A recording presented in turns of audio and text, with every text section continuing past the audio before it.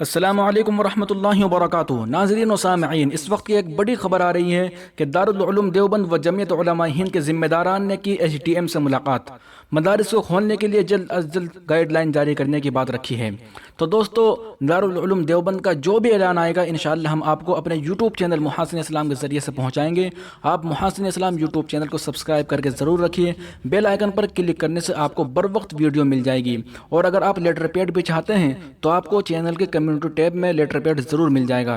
تو چلیے ویڈیو شروع کرتے ہیں۔ کیا ملاقات ہوئی، کیا بات چیت ہوئی، تو ویڈیو آخر تک ضرور دیکھیں۔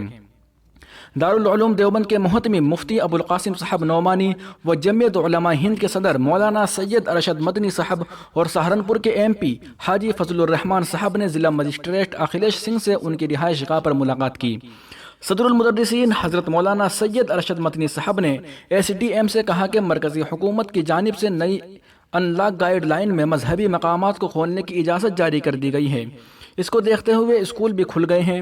مولانا ارشد مدنی نے کہا کہ انتظامیہ کو چاہیے کہ وہ بھی مدرسے کھولنے کے لیے رہنما اصول جاری کرے، کیونکہ مدارس نہ کھولے جانے سے طلباء کی تعلیم کا نقصان ہو رہا ہے، لہٰذا اس سلسلے میں ایک رہنما اصول جاری کیا جائے۔ ممبر پارلیمنٹ حاجی فضل الرحمان نے کہا کہ مدرسوں کے ذمہ داران معاشرتی فاصلے کے مطابق طلباء کو پڑھایا جائے گا، اور کیمپس میں موجود طلباء کی صحت اور کورونا سے بچنے کے لیے تمام تر اقدامات اٹھائے جائیں گے۔ S D M Akhilesh Singh نے سب کی بات سنی اور یقین دلایا کہ حکومت سے بات کرنے کے بعد جلد ہی اس سلسلے میں ایک رہنما اصول جاری کیا جائے گا۔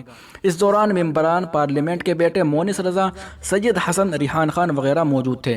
تو دوستو، یہ تھی آج کی رپورٹ، اور اگر آپ نئی اپڈیٹ جاننا چاہتے ہیں تو محاسن اسلام یوٹیوب چینل کو زیادہ سے زیادہ شیئر کریں، تمام لوگوں تک اس کی ویڈیو کو پہنچائیں، اس پیغام کو عام کریں۔ شکریہ، جزاک اللہ۔